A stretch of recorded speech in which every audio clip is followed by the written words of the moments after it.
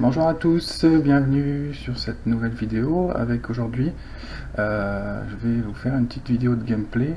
J'en avais fait une en test il y a pas mal de temps déjà sur Assassin's Creed Black Flag quand je venais d'avoir ma PS4 parce que j'étais vraiment emballé par la beauté des décors, etc.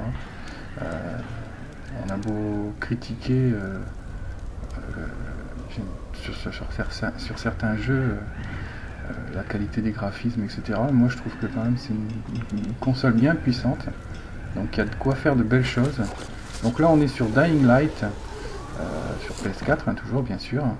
Donc jeu de survival dans un univers de zombies qui est disponible en téléchargement depuis pas mal de temps, mais depuis moins longtemps à l'achat en boîte, hein, en version boîte. Il y a eu un retour à cause d'un problème de visuel, visiblement. Ça n'a pas été reconnu officiellement, mais c'est parce qu'il y avait des zombies qui étaient voilés, donc ça a choqué certaines personnes, donc ils ont préféré remettre le pressage du jeu ultérieurement hein, pour éviter de choquer certaines personnes. Donc là on est sur l'histoire, hein, l'histoire générale. Donc je dois me rendre à l'université dans cette ville pour parler à une personne. Donc c'est la suite d'une mission hein, déjà. Je la cherche depuis un moment, cette personne. Donc là on est dans la deuxième partie du jeu, enfin la deuxième partie de la map. Donc jusqu'à maintenant j'étais dans les bidonvilles. Là on est plus dans une ville, donc c'est la zone 0 je crois qu'ils appellent ça. Donc vous voyez le but c'est de survivre, donc on n'est pas obligé de combattre forcément les zombies, hein. Ils sont assez lents, hein. C'est des zombies version Walking Dead en fait. Donc on peut les esquiver en courant ou alors sauter dessus ou les pousser, hein. Quand on est sur les toits on les pousse d'un coup de pied, ils tombent et puis comme ça on est tranquille. Donc c'est pas forcément du combat non-stop, hein. C'est pas un jeu de bourrin on va dire, hein. Il y a quand même un petit peu de stratégie à adapter. Bon certains, après certains zombies hein, sont plus rapides que d'autres, donc il faut faire attention. Souvent c'est quand on fait beaucoup de bruit on attire ces zombies rapides, donc eux ils sont très virulents. Ils vous sautent dessus, courent et vous sautent dessus, grimpent aussi surtout, c'est ça qui est un peu chiant, c'est qu'ils vous suivent sur les toits. Après la nuit, bon ça c'est une autre chose, j'en parlerai plus tard. J'ai refait une petite vidéo pour vous présenter un petit peu ce qui se passe la nuit. Donc là en me rendant à ma destination, je vais m'apercevoir qu'il y a possibilité de se faire des points. Alors on gagne des points en sautant, en faisant des acrobaties, en tuant des zombies, en attaquant, etc. Il y a différentes sortes de points qui permettent d'obtenir au final des points de capacité qui sont à répartir dans un arbre de compétences. Donc là en bas il y a une caisse à récupérer qui est souvent gardée par plusieurs gardes. Donc là je prends l'option de tuer à distance avec mon arme à feu les soldats. Voilà. Donc de ce point de vue là je ne vais pas être trop embêté par les soldats. Le problème c'est qu'en faisant ça je fais énormément de bruit. Donc voilà, les soldats sont morts, mais je vais me faire voilà, assaillir de zombies, parce qu'en faisant du bruit, ben, vous attirez tous les zombies du coin qui viennent vers le bruit. Donc c'est un petit peu galère, donc là c'était une des techniques, vous allez voir par la suite. Donc là la chèvre, le fait d'achever le zombie à terre comme ça par un coup de pied en lui écrasant la tête, c'est pas une chose qu'on a d'origine, hein. Il faut l'acquérir justement avec ce système de points et d'arbres de compétences. C'est une des fonctions. Alors là on peut sauter, on peut sauter de très haut, mais en faisant attention où on atterrit. C'est-à-dire que si on saute dans un tas d'ordures, dans une benne avec des sacs poubelles, etc., ou éventuellement sur des toits de voiture, on n'aura aucun dégât. Comme là, voilà, hop, je saute de très haut et je n'ai aucun dégât parce que j'ai bien visé et je suis tombé sur les sacs poubelles. Donc aussi, hein, pensez à fouiller.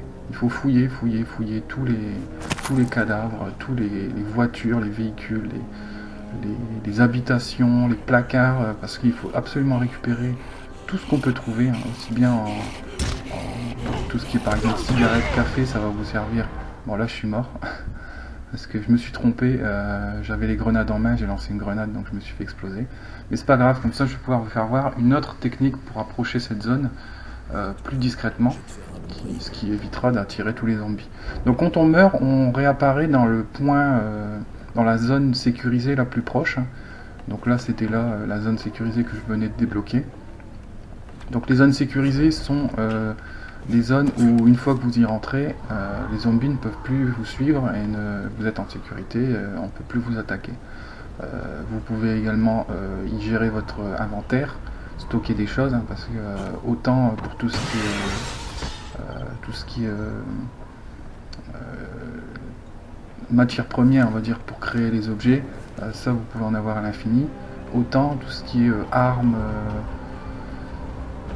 grenades, shuriken, etc. vous pouvez avoir trouvé ou fabriqué. Ça c'est vous avez des espaces limités. Donc votre sac qui est dans les zones sécurisées vous permet de stocker ces objets pour éventuellement les utiliser plus tard. Visiblement le sac a une contenance infinie, j'ai l'impression. J'ai pas encore obtenu le plein, donc je pense pas qu'il y ait de limite. Voilà, donc vous pouvez également y dormir, hein, pour passer la nuit, pour éviter la nuit par exemple. Donc là je vous fais voir la deuxième technique pour approcher cette zone, hein. Je vais pas tuer les gardes à distance, enfin si, je vais les tuer à distance, mais autrement. Je vais pas faire de bruit à l'endroit où je suis, je vais leur balancer des grenades, je crois que c'est des grenades glaçantes, je sais plus. Donc voilà, hop. Donc ça fait du bruit en bas, mais moi je suis en haut donc c'est pas gênant. Si ça attire des zombies, ça les attirera en bas. Donc voilà, donc ça fait une explosion et en plus ça leur fait des dégâts genre poison sur le long terme. Donc voilà, hop, là ils sont tombés. Voilà, donc là j'ai eu des points, vous avez vu, hein. Donc je ressaute comme tout à l'heure dans mes sacs poubelles pour éviter le fracassage à l'arrivée, donc pas de problème.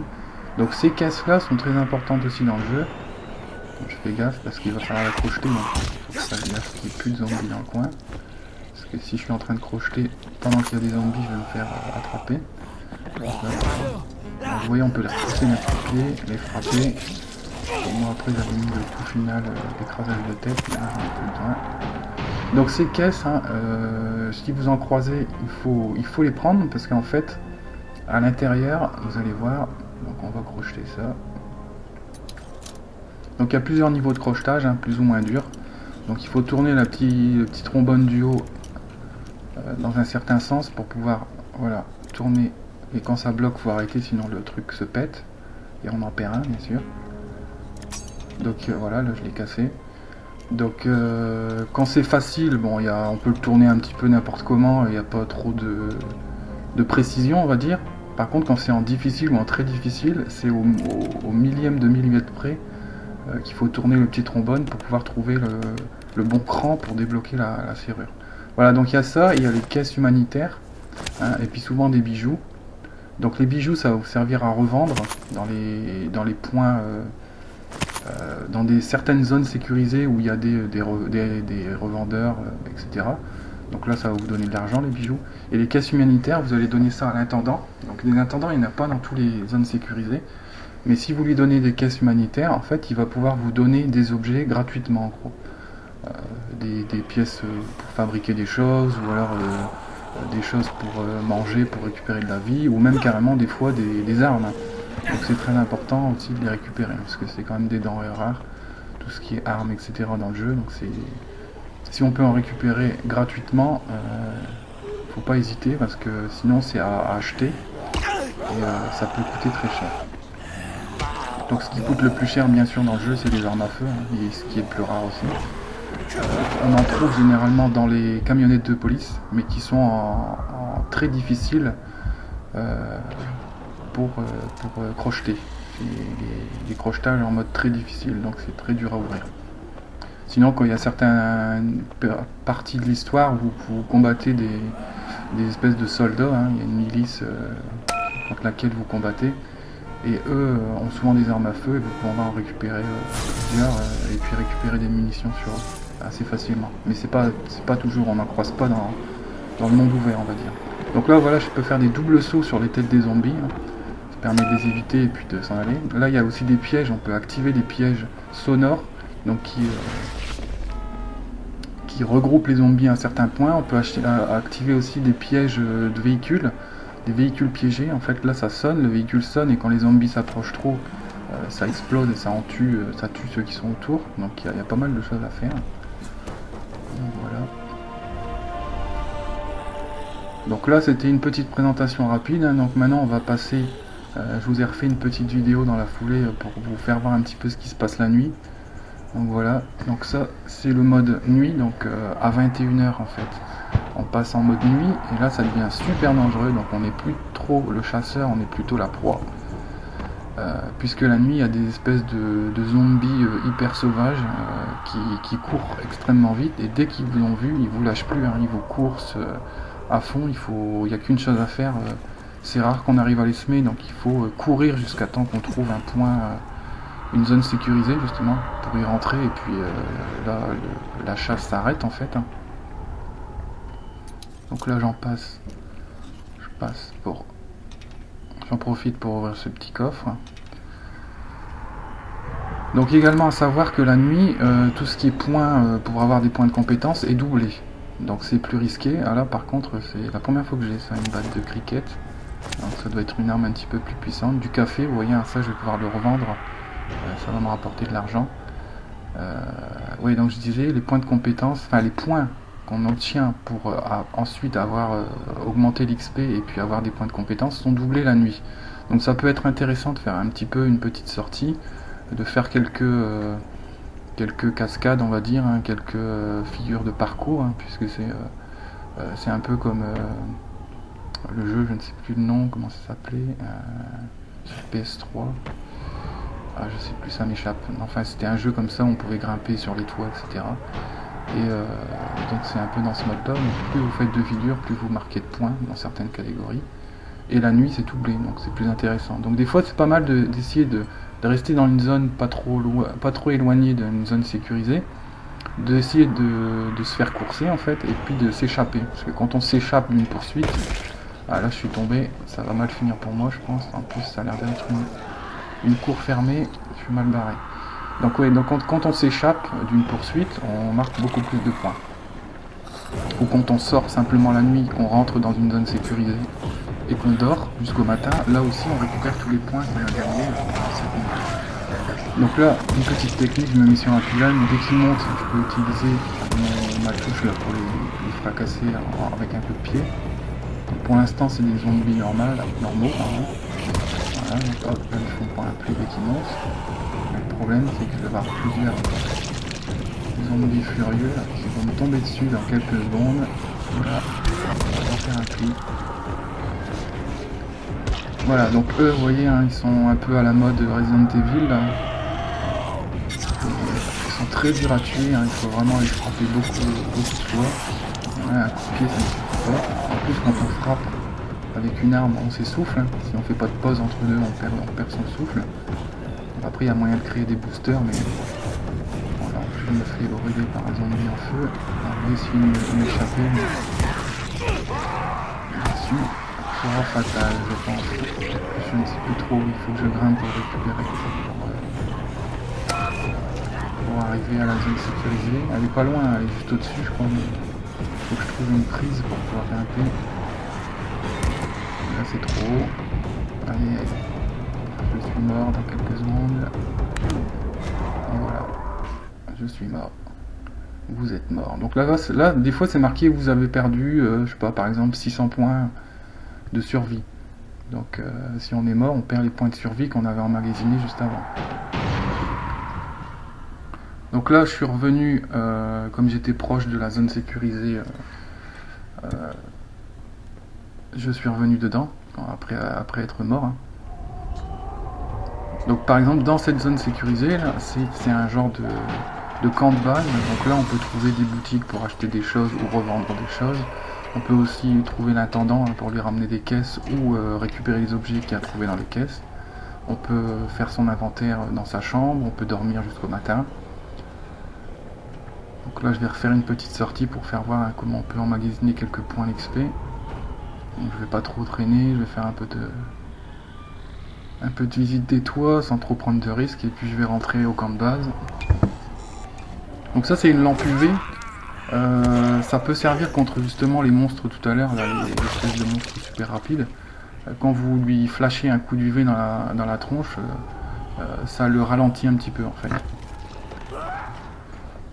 Mais bon, on est tellement stressé quand on se fait attaquer de tous les côtés que souvent on n'y pense pas à utiliser cette lampe UV. Hein. On pense plutôt à se sauver à toute vitesse. On va essayer de lui balancer des trucs. J'en ai jamais tué hein, des super rôdeurs. Pour l'instant, je me suis échappé simplement. Bon, après, vous avez une autre sorte de zombie aussi qui se sauve par contre devant vous. Mais qui, si vous arrivez à tuer, contient une substance très rare et qui vous permet de faire des armes très puissantes. Et donc ça, c'est des esquiveurs, ils appellent ça. Je crois, ouais, il me semble esquiveurs. Et donc, si vous arrivez à les tuer, faut les fouiller parce que vous avez une matière première pour faire des armes très puissantes. Donc vous voyez là il y a un vendeur par exemple. Donc là je vais retourner dans ma chambre. Donc c'est pas ça le lit. Donc là vous avez le sac hein, pour gérer votre inventaire, ça ressemble à ça. Et là vous avez le sac de couchage, vous voyez. Si je dors j'aurai 1572 points je crois, c'est ça. Voilà. Et après quand vous avez assez de points, bah, vous avez un point de compétence que vous pouvez répartir en 3 catégories, hein, il y a survie, etc. Donc voilà, c'est terminé, j'espère que ça vous a plu et rendez-vous à la prochaine vidéo.